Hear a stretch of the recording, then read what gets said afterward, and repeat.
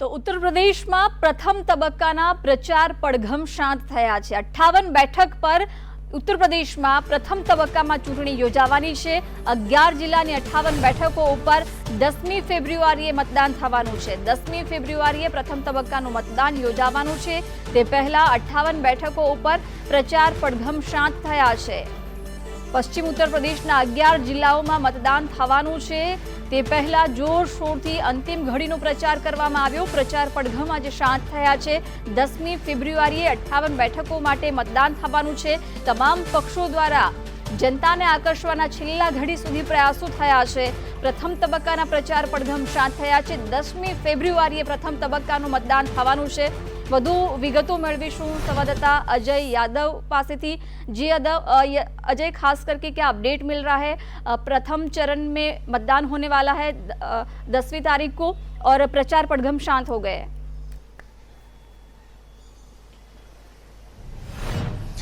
देखिए, निश्चित तौर पे उत्तर प्रदेश में जो विधानसभा चुनाव है 7 फेज में कराए जा रहे हैं। पहले चरण की जो वोटिंग है 10 फरवरी को होनी है और अंतिम फेज की जो वोटिंग है वो 7 मार्च को होनी है।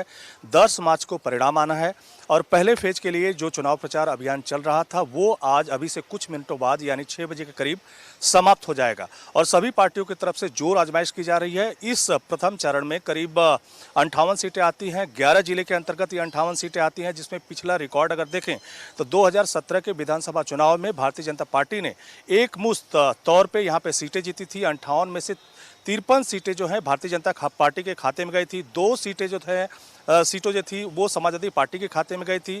2 सीटें बहुजन समाज पार्टी के खाते में गई थी और 1 सीट आरएलडी के खाते में गई थी। हालांकि आरएलडी का जो विधायक था वो बाद में टूट करके भारतीय जनता पार्टी का हिस्सा बन गया। यानी 58 सीटों में 54 सीटों पर भारतीय जनता पार्टी का कब्जा है। 2 सीट पे समाजवादी पार्टी और 2 पे बीएसपी का कब्जा है। जहां तक इस पूरे इलाके की बात करें तो भारतीय जनता पार्टी अपने अलायंस के साथ इसमें चुनाव लड़ रही है। समाजवादी पार्टी इस बार आरएलडी के साथ चुनाव लड़ रही है, जबकि पिछली बार वो कांग्रेस के साथ चुनाव लड़ रही थी। इसी तरह से बहुजन समाज पार्टी अकेले चुनाव लड़ रही है, उसकी भी प्रतिष्ठा दांव पे है। और एमआईएम जो असदुद्दीन ओवैसी है उनकी भी पार्टी अपने अलायंस के साथ लड़ रही है। ये पूरा इलाका जो है एक तरह से जाट और मुस्लिम बहुल कहा जाता है और मुस्लिम बहुल होने की वजह से जो एआईएमआईएम के असदुद्दीन ओवैसी है उनकी भी पार्टी की प्रतिष्ठा दांव पे लगी हुई है। जहां तक इस इलाके के महत्वपूर्ण शख्सियत की अगर बात करें तो कैराना से, जो कि हिंदुओं के पलायन के लिए सबसे ज्यादा चर्चा में आया था, वहां से समाजवादी पार्टी के नाहिद हसन है, उनकी जो प्रतिष्ठा है वो दांव पे लगी है। इसी तरह से सरगना से जो भारतीय जनता पार्टी के जो स्टार कैंपेनर या स्टार लीडर हैं संगीत सोम, उनकी भी प्रतिष्ठा पे दांव पे लगी है। इसी तरह से नोएडा से जो रक्षा मंत्री राजनाथ सिंह हैं उनके बेटे पंकज सिंह चुनाव लड़ रहे हैं, उनकी भी प्रतिष्ठा दांव पे लगी हुई है। तो सभी पार्टियां अपनी तरफ से जोर आजमाइश करती हुई नजर आ रही हैं, मतदाताओं को अपने पाले में डालने की कोशिश करती हुई नजर आ रही हैं। इसी कड़ी में समाजवादी पार्टी और भारतीय जनता पार्टी की तरफ से आज अपना मैनिफेस्टो भी रिलीज किया गया।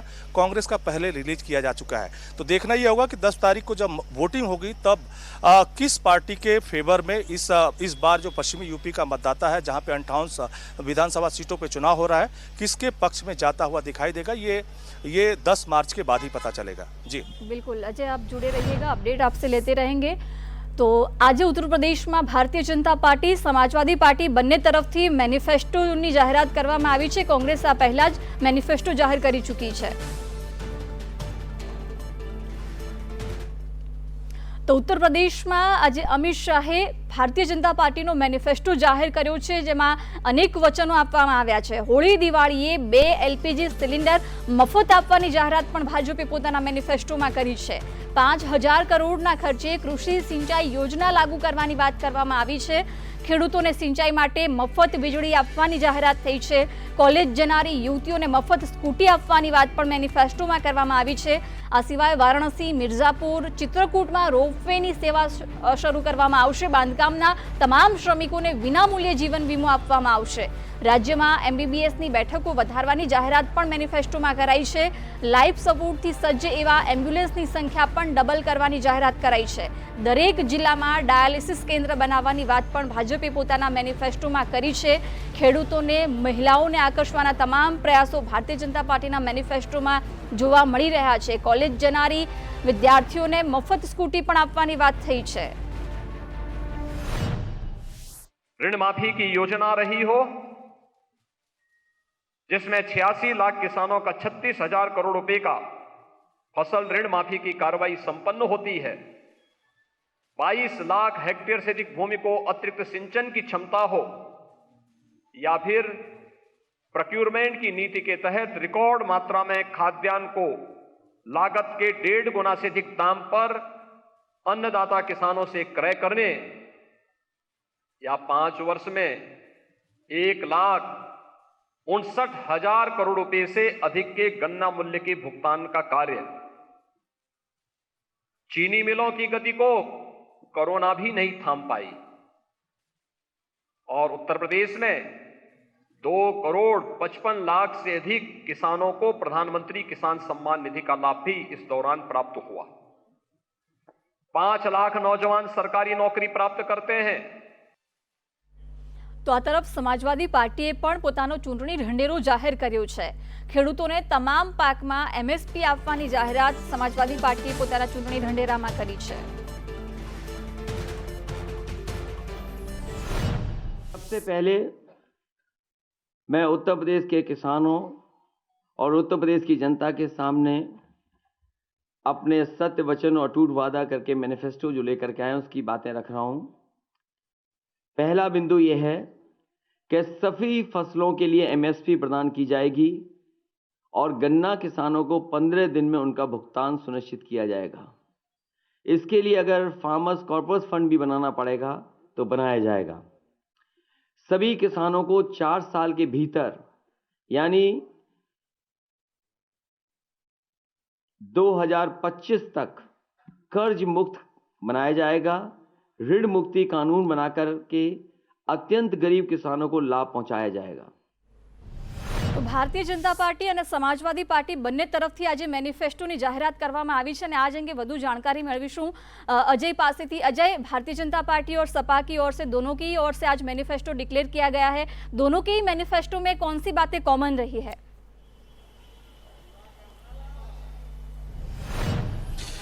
देखिए, एक तरह से देख सकते हैं कि 10 तारीख को जब वोटिंग होनी है तो इससे पहले सभी पार्टियों की तरफ से कोशिश है कि अपने मैनिफेस्टो के जरिए, अपने वादे के जरिए जनता को लुभाने की कोशिश की जाए ताकि ज़्यादा से ज़्यादा जो मत हैं उनकी पार्टियों के फेवर में आए। लेकिन इससे पहले एक दिलचस्प किस्सा बताता हूं कि समाजवादी पार्टी की तरफ से कहा गया था कि जब तक भारतीय जनता पार्टी अपना मैनिफेस्टो रिलीज नहीं कर देगी तब तक समाजवादी पार्टी अपना मैनिफेस्टो नहीं लाएगी। और आज जब भारतीय जनता पार्टी का मैनिफेस्टो लाया गया तो बिना कार्यक्रम के समाजवादी पार्टी की तरफ से भी कुछ घंटे बाद ही अपना मैनिफेस्टो रिलीज किया गया। जहां तक दोनों मैनिफेस्टो की अगर बात करें तो दोनों में बहुत सारी बातें ऐसी हैं जो लगभग कॉमन दिखाई देती हैं। जैसे भारतीय जनता पार्टी की तरफ से कहा गया है कि जो किसानों की जो सिंचाई है वो एक तरह से मुफ्त की जाएगी 5 सालों के लिए। लेकिन भारतीय जनता पार्टी ने अभी थोड़े दिन पहले भी ऐलान किया था कि जो बिजली के जो बिल आते हैं वो उसको आधा ही चुकाना पड़ेगा, लेकिन इस मैनिफेस्टो में उसका जिक्र नहीं किया गया है। इसी तरह से भारतीय जनता पार्टी की तरफ से कहा गया कि जो भी लड़कियां इंटर पास करेंगी, ग्रेजुएशन में जाएंगी, उनको स्कूटी दी जाएगी। 2 करोड़ जो है टैबलेट देने की बातें की गई है। हर घर से एक व्यक्ति को रोजगार देने की बातें की गई है। इसी तरह से दीपावली और होली के वक्त 2 सिलेंडर मुफ्त देने की बातें कही गई है। तो ऐसे ही ढेर सारे वादे, जैसा कि आपने बताया, उसी तरह के वादे भारतीय जनता पार्टी की तरफ से किया गया है। लेकिन समाजवादी पार्टी का मैनिफेस्टो थोड़ा सा इससे अलग इसलिए दिखाई देता है कि समाजवादी पार्टी की तरफ से यह भी कहा गया कि 300 यूनिट जो बिजली बिल है वो एक तरह से सभी लोगों के लिए फ्री होगा, लेकिन साथ ही साथ किसानों की जो सिंचाई है वो भी एक तरह से मुफ्त की जाएगी। इसी तरह से सभी छात्रों को लैपटॉप देने की बातें की गई है। यहाँ तक कि महिलाओं को नौकरियों में 33% रिजर्वेशन की बातें कही गई है। और इसी के साथ साथ ये भी कहा गया है कि जो भी इंफ्रास्ट्रक्चर है उसको बढ़ाया जाएगा और साथ ही साथ जो MSP है सभी फसलों पर MSP दी जाएगी। इसके अलावा अगर बात करें तो समाजवादी पार्टी की तरफ से ये भी कहा गया है कि जिन लोगों की किसान आंदोलन के दौरान मौत हुई है उसको 25 लाख रुपया दिया जाएगा और उस किसानों की शहीद किसानों की याद में स्मारक बनाया जाएगा। और जो विधवा है और जो गरीब महिलाएं हैं उनको भी 15 से 18,000 रुपये सालाना उनको भत्ता के तौर पे दिया जाएगा। तो ढेर सारी ऐसी चीजें हैं जो अमूमन दोनों पार्टियों में कॉमन दिखाई देती है। लेकिन इसके पहले भी खुद जो कांग्रेस पार्टी है उसकी तरफ से भी मैनिफेस्टो रिलीज किया गया था, लेकिन उस मैनिफेस्टो में सिर्फ रोजगार की बातें कही गई थी और भारतीय जनता पार्टी और जो समाजवादी पार्टी का जो मैनिफेस्टो है उसमें भी रोजगार की बातें कही गई हैं। शिक्षक जो स्टूडेंट हैं उनको भी बहुत सारे रियायत की बात की गई है, बिजली मुफ्त की बातें की गई है और समाज के अलग अलग हलकों को भी प्रोत्साहन देने की बातें की गई हैं। जी બિલકુલ અજય, આભાર સમગ્ર માહિતી આપવા બદલ। અને હવે વાત કરીશું ગાઝિયાબાદ વિધાનસભા બેઠકની। ગાઝિયાબાદ વિધાનસભા બેઠક એ સૌથી જૂની વિધાનસભા બેઠક તરીકે ઓળખાય છે। સીમાંકન પહેલા બેઠકના અંતિમ એમએલએ હતા સુનિલ શર્મા। અનિલ શર્મા 2007 થી 2012 વચ્ચે એમએલએ રહ્યા હતા। 2012 માં સુરેશ બંસલ એ અતુલ ગર્ગને હરાવ્યા હતા। અને આ જ બેઠકનું ગણિત સમજીશું સહયોગી દેવાંશી પાસેથી। જી દેવાંશી। જિજ્ઞાસા, જ્યારે આપણે ગુજરાતમાં રહીને ગાઝિયાબાદની વાત કરીએ તો આપણને સૌથી પહેલા જિલ્લા ગાઝિયાબાદ જેવી ફિલ્મ યાદ આવે કે ઉદ્યોગ નગરી કેવી રીતે ગુનેગારોની નગરી તરીકે ઓળખાવવા માંડી। ગાઝિયાબાદ એટલે આપણને હંમેશા જે રીતે ફિલ્મોમાં દર્શાવવામાં આવ્યો ત્યાંનો ક્રાઇમ, ત્યાં માફિયાઓની પદ્ધતિ, એ બધું જ યાદ આવે। પરંતુ ગાઝિયાબાદની હકીકત એ તો હતી જ, પરંતુ એનાથી હટીને ઉદ્યોગ નગરી તરીકે પણ હતી। એટલાસ સાયકલની ત્યાં ફેક્ટરી વર્ષો સુધી ચાલતી હતી, છેક 2020માં એ બંધ થઈ। હવે એના રાજકીય સમીકરણો પર આપણે સીધા જઈએ તો આ બેઠકના જો આપણે જાતિવાદી સમીકરણોની દ્રષ્ટિએ વિચારીએ તો આ બસપાનું ગઢ એ રીતે મનાય કે અહીંયા સૌથી વધારે દલિત મતદારો છે, એના પછી બ્રાહ્મણ મતદારો, પછી રાજપૂત, એને રીતે સંખ્યાબંધ મતદારો આવે છે। પરંતુ દલિત અને બ્રાહ્મણ મતદારો વધારે હોવાથી આ બસપાનું ગઢ હોઈ શકે, પરંતુ છેલ્લા કેટલાય સમયથી ભારતીય જનતા પાર્ટીએ એનો ગઢ બનાવ્યો છે। 2012માં બસપાના કેન્ડિડેટનો વિજય થયો, પણ એના પહેલા અને એના પછી એટલે કે 2017માં અને 9માં ભારતીય જનતા પાર્ટી અહીંયા જીતી હતી। અત્યારે વર્તમાન ધારાસભ્ય અતુલ ગર્ગ એમને જ ભારતીય જનતા પાર્ટીએ રિપીટ કર્યા છે અને બસપાએ એમના જે જૂના ધારાસભ્ય હતા અતુલ બંસલ એમને જ ઉતાર્યા હતા। પરંતુ અચાનક જ છેલ્લી ઘડીએ બસપાએ પોતાના કેન્ડિડેટ બદલી નાખ્યા અને ભારતીય જનતા પાર્ટીમાંથી જ ભારતીય જનતા પાર્ટીના જમીની કાર્યકર્તા આર શુક્લા જે બસપામાં આવ્યા એમને હવે ઉતાર્યા છે મેદાને। કારણ એવું આપવામાં આવ્યું કે અતુલ બંસલની તબિયત સારી નથી, એટલા માટે અમે એમને રિપીટ નથી કરી રહ્યા અને ભારતીય જનતા પાર્ટીમાંથી બસપામાં આવેલા કેન્ડિડેટને મેદાને ઉતારી રહ્યા છીએ। પણ હકીકત એ છે કે જે અત્યાર સુધી અતુલ ગર્ગનો ગઢ મનાતી હતી આ બેઠક ભારતીય જનતા પાર્ટીના જ ફાળે જાય તેવી સંપૂર્ણ શક્યતાઓ હતી। પરંતુ હવે બસપાએ જે રીતે બ્રાહ્મણ ઉમેદવાર મેદાને ઉતાર્યો છે અને ભારતીય જનતા પાર્ટીનો મૂળ ઉમેદવાર મેદાને ઉતાર્યો છે, જેમની પોતાની જમીની લોકપ્રિયતા હોવાનું મનાઈ રહ્યું છે, એટલે અત્યાર સુધી જે ભાજપનો ગઢ મનાતી હતી હવે આ જંગ એકતરફી બિલકુલ નથી રહી।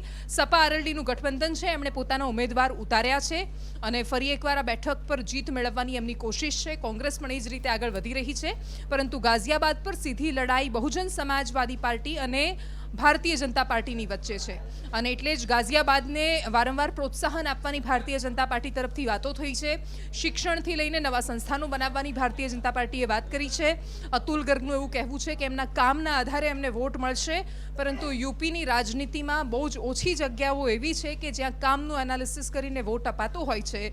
યુપીમાં મોટાભાગે જાતિગત સોગઠા ગોઠવવામાં આવે છે, ધાર્મિક સમીકરણો ગોઠવાય છે અને એ સમીકરણો જોતા બસપા અત્યારે ત્યાં સ્ટ્રોંગ દેખાઈ રહી છે, બહુ મજબૂત દેખાઈ રહી છે।